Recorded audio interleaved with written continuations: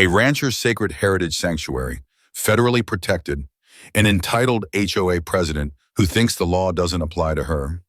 Watch the moment she cuts the lock, letting hunters onto forbidden ground, only to be confronted by the steadfast owner in his undeniable video evidence. You won't believe how this explosive showdown ends and the justice that follows. Stay tuned for a battle for legacy and law. This is private property, ma'am, and this ain't just any property. You've just trespassed onto a federally recognized heritage breed conservation area. Clint Harper's voice was low, a gravelly rumble that usually soothed his prized Piney Woods cattle. But now it was laced with a steel forged from generations of ranching and a fierce dedication to the rare animals under his care.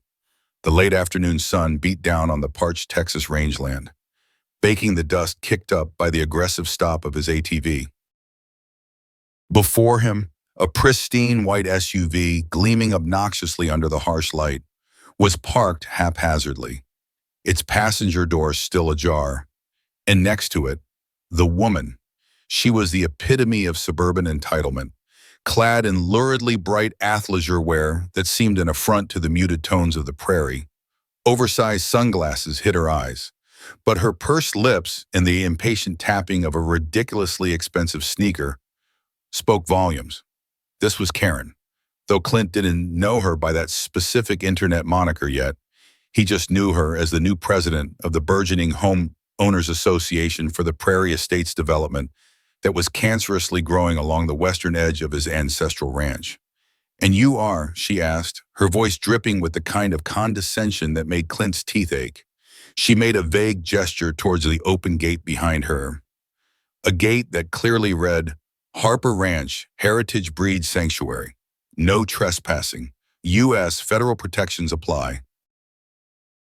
While Clint dismounted, his movements deliberate, his tall frame casting a long shadow, he ignored her question.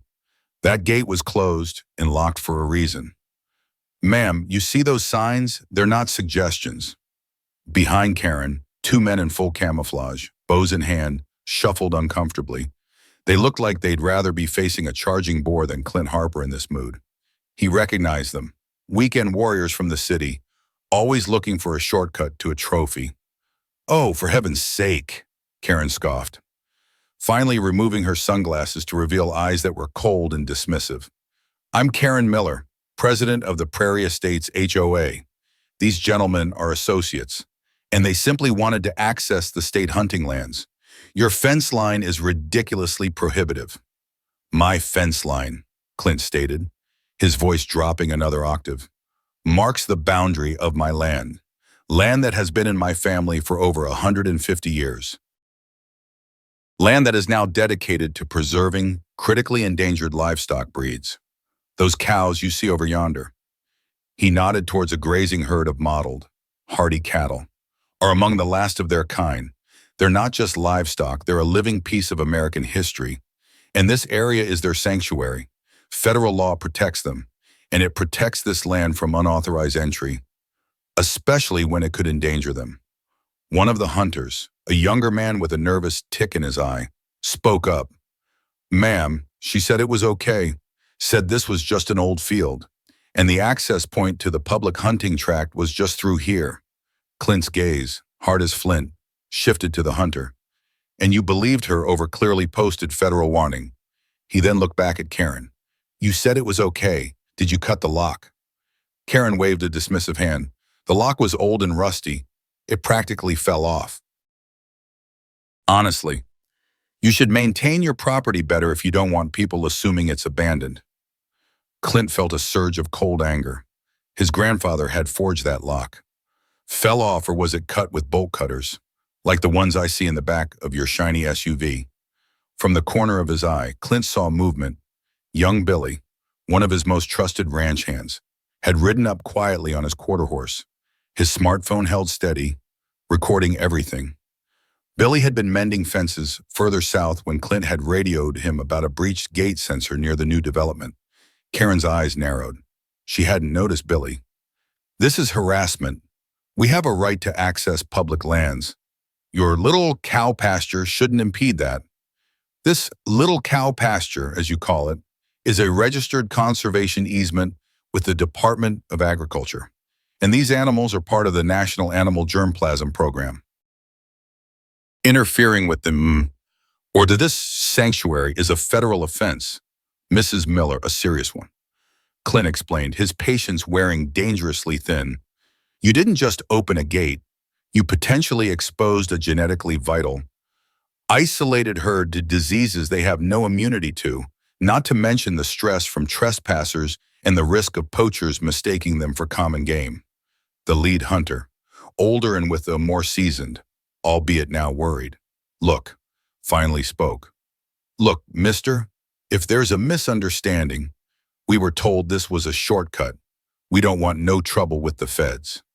The misunderstanding, Clint said, his eyes locking onto Karen Miller, is that you seem to believe your desires outweigh federal law, private property rights, and decades of conservation work. He took a deliberate step closer. You knowingly facilitated illegal trespass onto protected land. You endangered rare animals, and it seems you damaged private property to do it. Karen bristled. How dare you? I was merely being a good neighbor. Those hunting permits generate revenue for the state, and my cattle generate a future for their breed. Clint countered. A future you've put at risk. Now, I suggest you and your associates get back in your vehicle and leave my property. The sheriff has been called, and so has the regional federal marshal's office that oversees these conservation programs. They'll want a word. Karen's face, for the first time, showed a flicker of uncertainty, quickly masked by defiance. You're blowing this out of proportion. It's a simple mistake. Opening a clearly marked, locked gate onto a federal conservation zone with bolt cutters isn't a simple mistake. Mrs. Miller, Clint said, his voice like the crack of a whip. It's a crime, and luckily for the sake of justice and the safety of these animals. Your crime, including your admission to facilitating entry, has been very clearly documented. He nodded curtly toward Billy, who lowered his phone slightly, a grimly satisfied look on his young face. The color drained from Karen Miller's face as she finally spotted Billy and his recording device. The hunters looked like they wanted the earth to swallow them. The vast, silent prairie suddenly felt very small, and the weight of federal law, a concept Karen had likely never seriously considered applicable to herself, began to descend. The problem hadn't just begun, it had been caught red-handed. The silence that fell was thick and heavy, broken only by the distant lowing of Clint's Piney Woods cattle and the chirping of unseen insects in the tall grass. Karen Miller stood frozen, her earlier bluster deflating like a punctured balloon. The two hunters shuffled their feet, their eyes darting between Clint, Karen, and young Billy, who now held his phone more overtly, the red recording light a malevolent dot in the fading sunlight. Now, Mrs. Miller, Clint continued, his voice devoid of heat but heavy with intent. I believe it's time for you and your friends to vacate my property. The authorities will meet you at the main road. Karen finally found her voice, though it was several octaves higher and considerably shakier than before. This is outrageous. You can't just... I have rights. You do, Clint agreed. And you also have responsibilities, including the responsibility to respect the law and the rights of others. Today, you failed spectacularly on that front. He gestured with his chin towards her SUV. Leave it by now. The hunters needed no further encouragement, muttering apologies. They practically threw their bows into the back of Karen's vehicle and scrambled inside. Karen, however, hesitated. A storm of emotion seemed to be warring on her face: indignation, fear, and a dawning, horrified understanding of the legal quagmire she had waltzed into. You'll be hearing from my lawyer. She finally spat, a last desperate volley of defiance. I expect I will, Clint said calmly. And he'll be hearing from the U.S. Attorney's Office. I imagine they'll have a more compelling case. He turned to Billy. You got all that, son? Billy grinned. Crystal clear, Mr. Harper. Every word. Even got her saying she thought the lock practically fell off after she, and I quote, helped these gentlemen access the area. Karen's face went white. She threw herself into the driver's seat, slammed the door, and reversed the SUV with a spray of gravel, nearly clipping one of the gateposts she had so cavalierly disregarded. The vehicle sped off down the dirt track, leaving a cloud of dust and palpable tension in its wake. Clint watched until the SUV was out of sight, then let out a long breath. The anger was still there, a cold knot in his stomach, but it was now overlaid with a weary sense of duty. This wasn't just about trespass, it was about protecting a legacy. He walked over to the damaged gate, the heavy chain hanging uselessly, one link clearly severed by bolt cutters. He picked up the expensive HOA branded lock she'd discarded contemptuously in the grass. It was indeed rusty, a relic, but it had been a symbol. "Billy," he said, turning to the young ranch hand, "ride back to the house. Inform Sarah and the kids about what happened. Tell them I'm all right, just dealing with some unneighborly behavior. And make sure that video footage is backed up in at least 3 different places, one of them off-site. That's our ace in the hole." "Will do. Right on, Mr. Harper." Billy touched the brim of his hat and expertly turned his horse, cantering back towards the main ranch complex. Left alone, Clint surveyed his land. The Prairie Estates development was a scar on the horizon, a constant reminder of the encroaching world. He'd fought its expansion for years, citing water rights, wildlife disruption, and light pollution. But progress, as they called it, had its own relentless momentum. He'd hoped for peaceful coexistence, however grudging. Karen Miller's actions today had shattered that fragile hope. The impact of this incident, he knew, would ripple outwards. His family, already stressed by the thin margins of modern ranching and conservation, would face new anxieties. His other neighbors, mostly traditional ranchers who understood the sanctity of property lines and the unspoken codes of the West, would be appalled. And his animals, his precious, irreplaceable heritage breeds, had been put at needless risk. What if those hunters had been less scrupulous? What if they'd mistaken one of his unique milking Devons or American Criollo cattle for common game?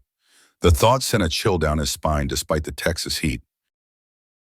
He spent the next hour meticulously checking the perimeter fence along the border with Prairie Estates, his mind racing. This wasn't just a one-off.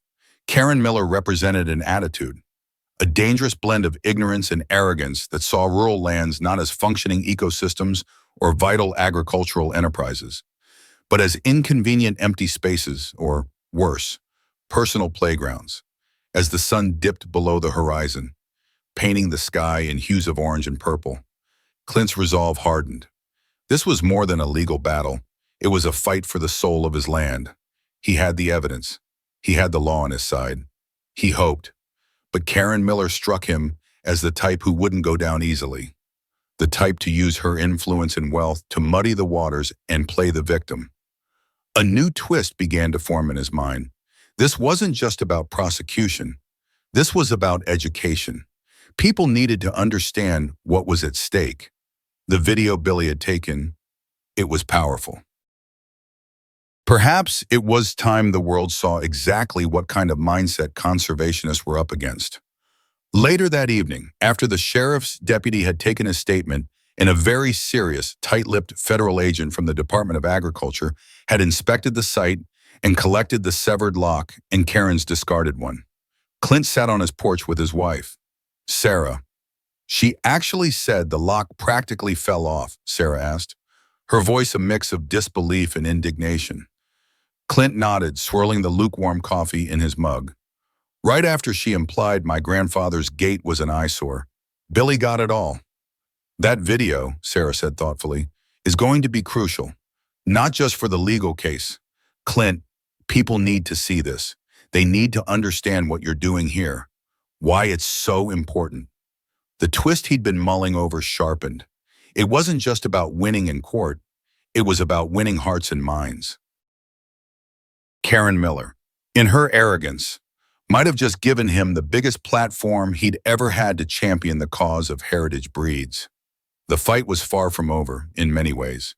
It was just beginning. and it was about to get a whole lot more public.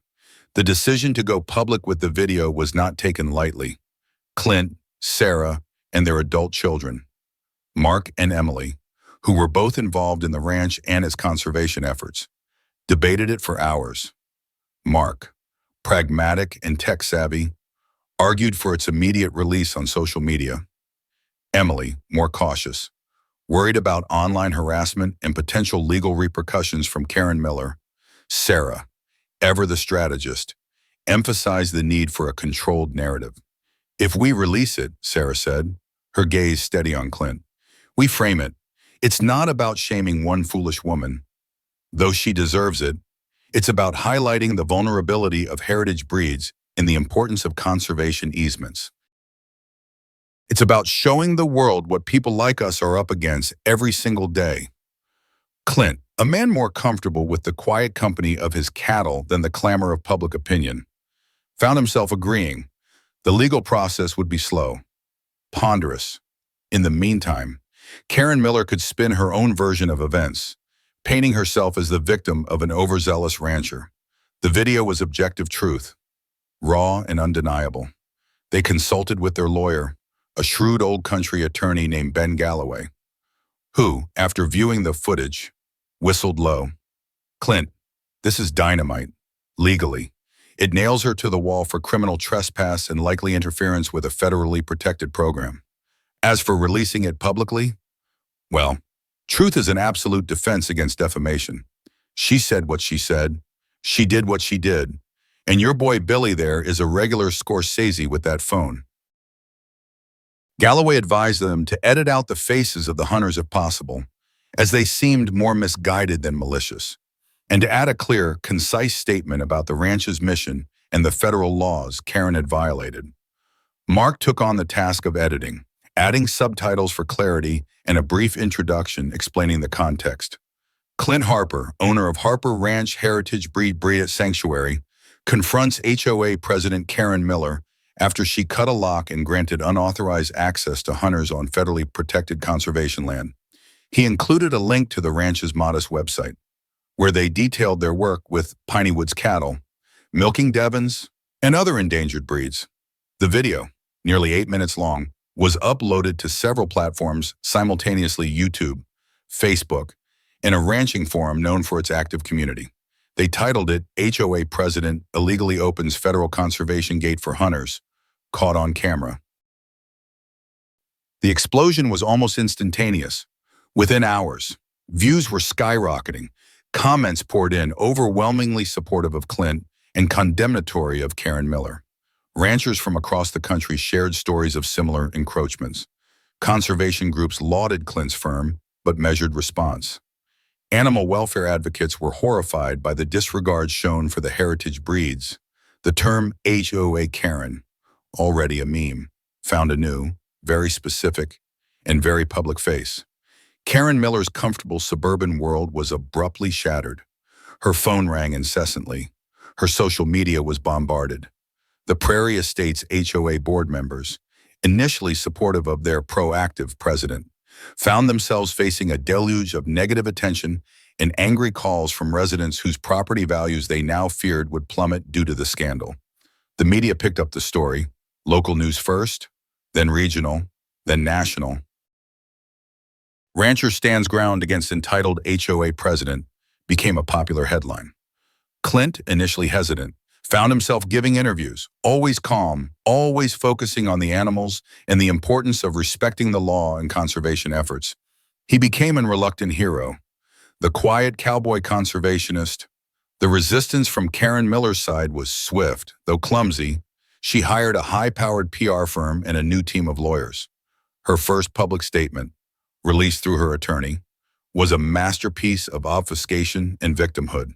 She claimed she had been verbally assaulted and intimidated by Clint Harper, that the gate was already compromised, and that she was merely trying to foster community access to public lands. She threatened a lawsuit against Clint for defamation and invasion of privacy, but the video was irrefutable. Her own words, her own actions, damned her. Every denial, every accusation she leveled, was immediately countered by thousands of online sleuths dissecting the footage, pointing out the clear evidence of the cut lock, her dismissive attitude, and Clint's remarkably restrained demeanor in the face of her provocation. Her attempt to portray herself as a victim backfired spectacularly. Fueling further outrage, hidden truths began to emerge. It turned out Karen Miller had a history of bullying and overstepping her authority within the HOA. Former board members and disgruntled Prairie Estates residents, emboldened by the public backlash against her, started leaking stories of her autocratic behavior, her disregard for bylaws when they inconvenienced her, and her petty vendettas. The hunters, through an anonymous statement, clarified they had been explicitly told by Mrs. Miller that she had permission and that it was a community shortcut. They expressed deep regret and offered to cooperate with authorities. The federal investigation, meanwhile, was proceeding with grim efficiency. The agent from the Department of Agriculture, a Miss Anya Sharma, was thorough and meticulous. She interviewed Clint, Sarah, Billy, and even neighboring ranchers. She took soil samples, analyzed the ranch's conservation agreements, and documented the stress responses of the heritage herd following the incident. The shift in power was palpable. Karen Miller, once the imperious president of a privileged enclave, was now a national pariah, her name synonymous with entitlement and illegality. Clint Harper, the quiet rancher, had become a voice for responsible land stewardship and the protection of America's agricultural heritage. His ranch's website received a flood of donations. Universities with agricultural programs reached out to learn more about his conservation methods. One afternoon, Ben Galloway called Clint. Good news, Clint. The U.S. Attorney's Office is filing formal charges against Mrs. Miller. Multiple counts trespassing on protected federal interest land, destruction of property on same, and interference with a federal conservation program. They're not messing around. That video? Well, Agent Sharma told me it made their job remarkably straightforward. Clint felt a grim sense of satisfaction, but no elation. What about her lawsuit against me? Galloway chuckled. Pure bluster. Clint, hot air. Her lawyers know she doesn't have a leg to stand on. They're just trying to scare you. Don't you worry about that. You focus on your cows. Justice is coming for Karen Miller. The revelation of the formal charges sent another shockwave through the media. The Prairie Estates HOA quietly announced Karen Miller had stepped down from her position as president. The fight wasn't over, but a major victory had been won, not just in the court of public opinion, but in the actual courts of law. The power had decisively shifted, thanks to a clear recording of an abuse of it. The legal proceedings against Karen Miller moved with uncharacteristic speed for federal cases, largely due to the undeniable video evidence and the mounting public pressure. Clint Harper found himself a reluctant participant in the justice system, called to testify, his words carrying the weight of authenticity that no high-priced lawyer could dismantle. He never wavered from his initial account, his focus always on the sanctity of the conservation area and the heritage breeds he was sworn to protect. Billy's testimony was equally compelling, his clear recollection of the events, backed by his own video, painting a vivid picture of Karen Miller's arrogance and subsequent panic. The two hunters, granted immunity in exchange for their cooperation, corroborated every detail of Clint's and Billy's statements, further sealing Karen's fate. They admitted Miller had been insistent, dismissive of the signage, and had indeed produced bolt cutters from her SUV to sever the lock after a brief, unsuccessful attempt to pry it open. Karen Miller's defense strategy crumbled. Her attempts to portray Clint as an aggressive, uncooperative landowner were shredded by his calm demeanor on the stand and the video evidence of her own escalating behavior. Her claims of the gate being already compromised were disproven by forensic evidence showing fresh cuts on the chain link, consistent with the bolt cutters found in her possession. The community shortcut argument evaporated when testimony confirmed no such right-of-way existed, and that she had been previously informed by the county about the ranch's protected status during a zoning dispute related to Prairie Estates. The villain's fall was as swift as it was public. The HOA, in a desperate act of damage control, issued a formal apology to Clint Harper and made a substantial donation to his conservation efforts, a move transparently aimed at dissociating themselves from their disgraced former president. But the stain of the HOA Karen incident lingered over Prairie Estates, a cautionary tale whispered in real estate circles. In the end, Karen Miller pleaded guilty to lesser charges to avoid a lengthy and even more humiliating trial.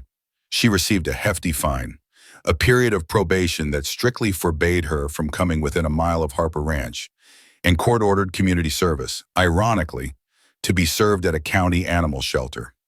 Though far from any heritage breeds, the federal judge, a stern woman with a no-nonsense reputation, made it clear in her sentencing remarks that Miller's actions represented a profound disrespect for federal law, private property, and the dedicated efforts of conservationists. Your entitlement, Mrs. Miller, the judge stated, her voice echoing in the silent courtroom, does not grant you immunity from the consequences of your actions. Let this serve as a lesson. For Clint Harper, the hero's rise was not one of fame or fortune. Though his ranch did receive increased support and recognition, his victory was quieter, more profound. It was in the continued safety of his animals, the integrity of his land upheld. It was in the knowledge that he had stood firm for what was right and, against considerable odds, had prevailed. The resolution was deeply satisfying, not because of Karen Miller's downfall, but because the principles he cherished had been vindicated. The media spotlight eventually faded, as it always does. Clint returned to the rhythms of his ranch, the daily chores of tending to his unique cattle, mending fences, and planning for the future. Yet, things were different. The Harper Ranch Heritage Breed Sanctuary was no longer an obscure passion project. It was a recognized name in conservation circles. Young agricultural students sought internships there. Other ranchers, inspired by his stand, began exploring conservation easements for their own properties. The video, Billy's famous recording, became a training tool for law enforcement agencies and conservation groups on how to document and handle similar incidents. It was a stark reminder of the challenges faced by those on the front lines of preserving America's natural and agricultural heritage. Clint never sought to be a public figure, but he accepted the role with quiet dignity. He participated in conferences, shared his experiences, and always advocated for stronger protections for heritage breeds in the private lands that often served as their last refuge. He spoke not of vengeance against Karen Miller, but of the need for education and respect for the land, respect for the law, and respect for the tireless work of those trying to save a piece of the past for the future. His family, Mark and Emily, stepped up even more, infusing the ranch with new energy and ideas, expanding their educational outreach programs, and using their newfound platform to promote sustainable agriculture. Sarah continued to be his rock, his strategic partner, her quiet strength, the bedrock of their shared life and mission. One cool evening, months after the legal drama had concluded, Clint stood by the fence line, the same one Karen Miller had breached.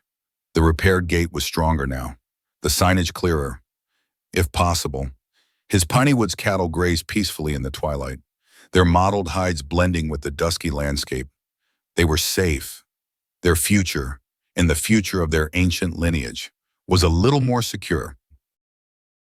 He wasn't a man prone to grand pronouncements, but as he watched them, a sense of deep, abiding peace settled over him. The fight had been hard, the exposure unwelcome, but the outcome had reinforced his lifelong commitment. He had protected his own, and in doing so, had struck a blow for countless others. The land was quiet, the only sounds the gentle munching of cattle and the sigh of the wind through the prairie grass. It was the sound of a legacy preserved, a battle won, and a satisfying, hard-earned peace.